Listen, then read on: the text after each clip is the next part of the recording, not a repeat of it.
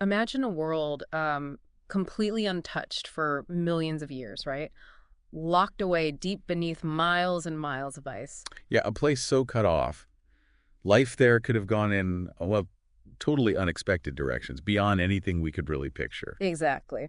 And today on the deep dive, we're going right there, metaphorically speaking, into Antarctica's uh, really enigmatic Lake Vostok. Hmm. Our mission, it's to try and make sense of this really perplexing story. It's got everything. A terrifying firsthand account from a scientist who defected. Right, versus the official story, the denials coming straight from a major government. It's quite the setup. It really is. So we'll be digging into the claims from the scientist, Dr. Anton Podolka. We'll look at the chilling details of the creature he says they found. And then we have to weigh that against what Moscow says, or rather, what they deny. The goal here is really to help you navigate this whole thing. It's fascinating, but pretty unsettling, too. Definitely unsettling. And the setting itself, Lake Vostok, it's just incredible. We're talking about a lake that's, what, 12,366 feet down? Yeah, buried under all that Antarctic ice. And it's been sealed off, completely isolated for, well, the estimates vary, but somewhere between 15 and maybe even 34 million years. 15 to 34 million years. That's hard to even wrap your head around. It really is. And this drilling project, it wasn't quick. It took 3 decades, 30 years of drilling before they finally broke through into the lake itself. That was early February 2012. 30 years. Wow. So the anticipation in the science world must have been huge. Oh, immense. Absolutely huge. And for good reason. The project's chief scientist, Sergei Bullet, pointed out that the oxygen levels down there were expected to be maybe 10, even 20 times higher than, normal surface water. 20 times higher. Why? Well, immense pressure from the ice sheet above, dissolving atmospheric gases trapped in the ice over millennia. But think about what that means. High oxygen, plus millions of years of total isolation. It's the perfect recipe for something unique. Exactly. Scientists were pretty convinced that if they found life, it would be like nothing seen before. Completely new species, evolved totally on their own path. I mean, we found weird stuff near Antarctica before, right? Like those Yeti crabs near deep-sea vents. Right, the hairy-chested ones. Yeah. So the potential for Vostok, it was just, off the charts. Everyone was expecting something amazing. Okay, so the drill breaks through. An 8-person Russian team is finally ready to explore these waters, and then nothing. Silence. Yep. All communication just stops for 5 days straight. 5 days. And this wasn't just like a local radio glitch? No, no. This caused real concern globally. Scientists everywhere were worried. Dr. John Priscu, he's an ecology professor at Montana State, runs a similar Antarctic program. He actually told Fox News back then, something like, no word for 5 days, I can only imagine. But maybe the reality was beyond anyone's imagination. And that 5-day silence, that's where Dr. Podolka's story comes in, right? Precisely. Yeah. Anton Podolka, a geologist on that expedition, he suddenly turns up weeks later, in Switzerland of all places. Claiming what? Claiming that during those 5 days, it wasn't a technical failure. He says they were fighting for their lives, fighting for survival in a, quote, lost world under the ice. The lost world. And why come forward? Why defect? Well, this is where it gets even more dramatic.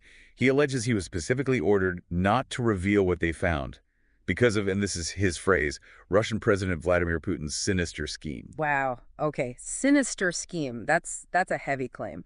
Yeah. So what does Podolka say happened down there, day one? Right. So he describes their first preliminary dive. They're in these low-temperature wetsuits going into the lake water. And almost immediately, he says, they encounter this thing they called Organism 46B. Organism 46B. And its first move. According to Podolka, its first move was to disable their radio. Intentionally. He said later they realized it wasn't an accident, it was deliberate. Cunning. Okay, so let's talk about this Organism 46B. What did it look like? What did it do? Podolka describes something octopus-like, but different, and way more terrifying. For starters, he says it had 14 arms. 14, not 8. 14. And its way of killing was apparently horrifyingly direct. It would grab its prey, inject it with some kind of paralyzing saliva, and then just dismember it with its beak. Like an octopus beak, but presumably much larger. Okay, bigger, more arms, nasty close-up attack. But didn't he mention something even stranger? Something about distance? Yes, exactly. This is maybe the most chilling part. He claimed Organism 46B could paralyze things from, get this, up to 150 feet away. How? By releasing venom into the water. Apparently from an organ, kind of like an ink sac, but for venom projection. That's That's not just a predator, that's something else entirely, paralyzing from that far away. It implies a level of biological sophistication, especially in that environment, that just is staggering. And he described a specific, horrific incident with a colleague, Dr. Vinogradov. What happened? Podolka says Vinogradov got hit by this distant venom attack. And he was just treading water, apparently with this weirdly blissful smile on his face as the creature swam closer. No. Yeah, they couldn't do anything. They watched as it used its arms to tear his head off and then basically eat the rest of him. Podolka used the words hypnotized telepathically. Telepathically. That sounds almost supernatural. Well, maybe hypnotized is more accurate, induced by the venom perhaps, but the effect was clearly profound. And the creature itself, he said it was about 33 feet long. 33 feet. Okay, so huge, paralyzing venom, possibly hypnotic, but there was more, wasn't there? Something about camouflage. Right. Shape-shifting. Now, we know octopuses are amazing mimics, right? They have those chromatophores, the pigment sacs. Yeah, they can change color, texture. Blend right in. Exactly. And some, like the mimic octopus, can even change their shape to look like other animals. Sea snakes, stingrays, you name it. It's incredible stuff. But 46B took it further. According to Podolka, way further. Diabolically so. He claimed this thing could actually shape-shift to look like a human diver. Wait, what? Like wearing scuba gear? Apparently so. He described an incident where the team saw what they thought was a colleague swimming towards them. They mistook the creature for one of their own. Oh, God. Let me guess. Yeah. By the time the neuroscientists realized the mistake, it was too late. Podolka says the creature grabbed him and tore him to bits, mimicking a human. That's just unbelievable. And what about its arms? You mentioned 14 arms.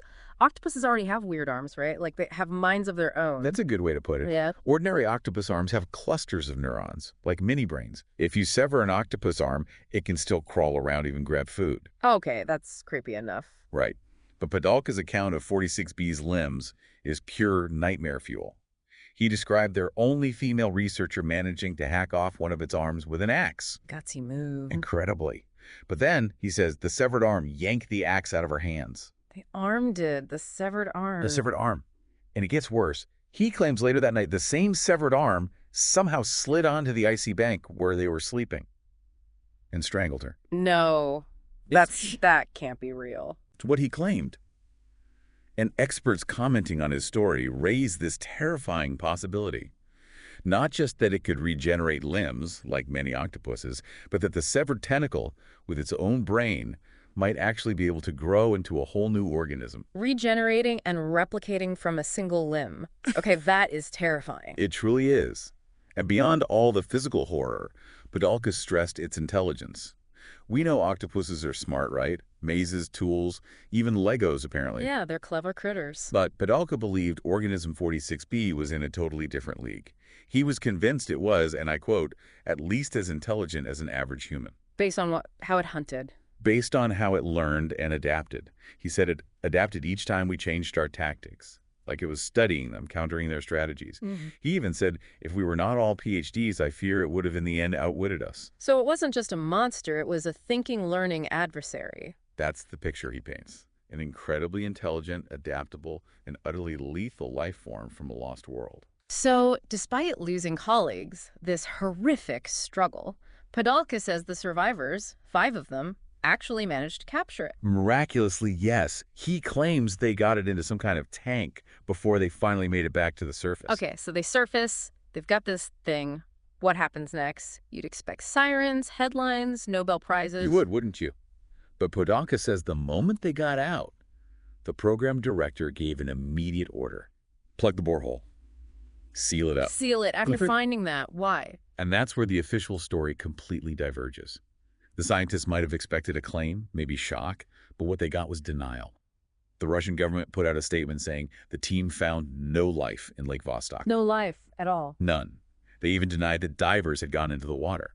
The chief of the Vostok research station, A.M. Yellen, basically said, nothing much down there, folks, move along. The plug. Did they deny plugging the hole? No. The director of the Russian Antarctic expedition, Valery Lukin, admitted they plugged it, but she just called it routine. Routine. Plugging the access to potentially the biggest biological discovery in history after a 30-year effort and a 5-day blackout. That doesn't sound routine. Exactly.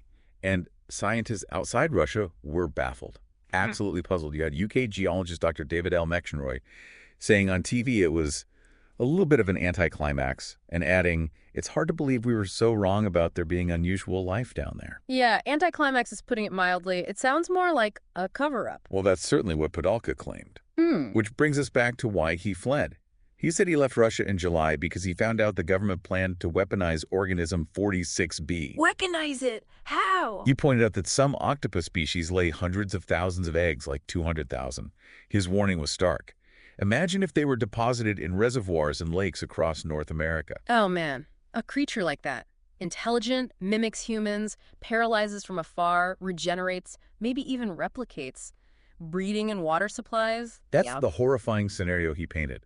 A biological weapon unlike anything conceived before. So, what did the Russian government say to that specific accusation? Predictably, they dismissed it completely, called Podolka's claims preposterous and laughable.